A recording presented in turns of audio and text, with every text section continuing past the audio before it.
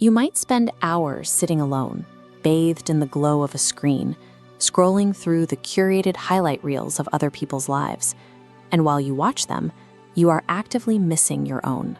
To understand why it's so hard to look away, we have to look at how human brains are wired.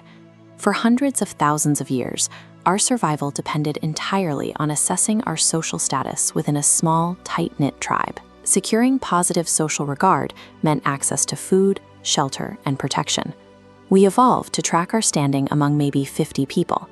Today, we are constantly evaluating ourselves against the artificially perfected lives of billions of strangers. The chronic apprehension you feel while scrolling, the constant worry that everyone else is experiencing something better without you, is the fear of missing out, or FOMO.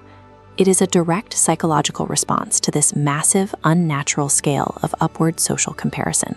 If you feel a constant baseline of anxiety after opening these apps, you are not experiencing a personal failure. You are experiencing a structural mismatch between ancient survival hardware and a digital environment it was never designed to handle. Psychologists measure our vulnerability to this environment using a metric called social comparison orientation, or SCO. This tracks how intensely an individual evaluates their own accomplishments, status, and life experiences against those around them. Social media algorithms are highly efficient at identifying users with high SCO. Once they do, the system feeds them a steady stream of highly curated, idealized content, turning a natural social instinct into an exploitable vulnerability. Look at this matrix mapping post types. When researchers isolate the strongest envy triggers, a clear winner emerges: luxury experiential posts. These project a deep sense of identity and social value, broadcasting a clear signal of superiority over peers, far beyond simple wealth. The platform's algorithm takes the lived experiences of your friends and transforms them into precision-engineered triggers designed to maximize feelings of inadequacy and keep your eyes glued to the screen. The psychological pull of these platforms is powerful, but their true grip relies on physical brain chemistry. Specifically, they hijack the mesolimbic dopamine pathway, our brain's primary reward circuit. Algorithms deliver social validation using a variable ratio reinforcement schedule. You never know when a post will get likes or what the next swipe reveals. This unpredictability operates identically to a casino slot machine. For a long time, popular culture labeled dopamine as the chemical of pleasure. Modern neuroscience shows us that it is actually the chemical of wanting. It drives restless anticipation, compelling you to seek out a reward over and over again. This constant stimulation has a physical cost. When the reward pathway is chronically flooded, the brain compensates by decreasing available D2 receptors. This creates anhedonia. Because the baseline for satisfaction is artificially raised, everyday natural rewards completely fail to activate the depleted receptors. When natural rewards no longer trigger a response, the brain seeks more extreme inputs to bridge the gap.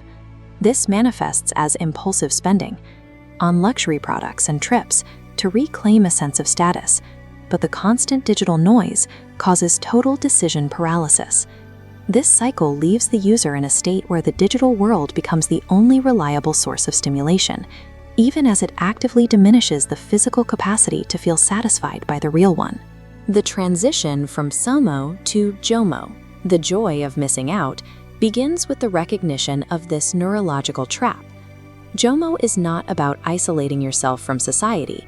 It is the mindful, self-regulated choice to detach from digital pressures, allowing you to reclaim emotional autonomy and break the cycle of constant comparison. A highly effective first step relies on the principles of cognitive behavioral therapy. By actively reframing how you view online content, recognizing it as an edited, artificial highlight reel, you strip away its power to dictate your self-worth. This chart illustrates what young people believe organizations should do to help them navigate information overload. The highest demand is exactly this: promoting awareness of digital well-being. Respondents also point to a critical need for effective time management tools.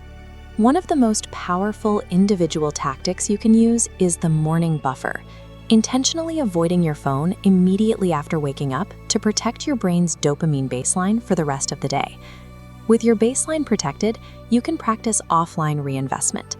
By engaging in physical hobbies and spending time with your local community, you cultivate a healthy social mind, strengthening the neural networks that support cognitive resilience and genuine connection.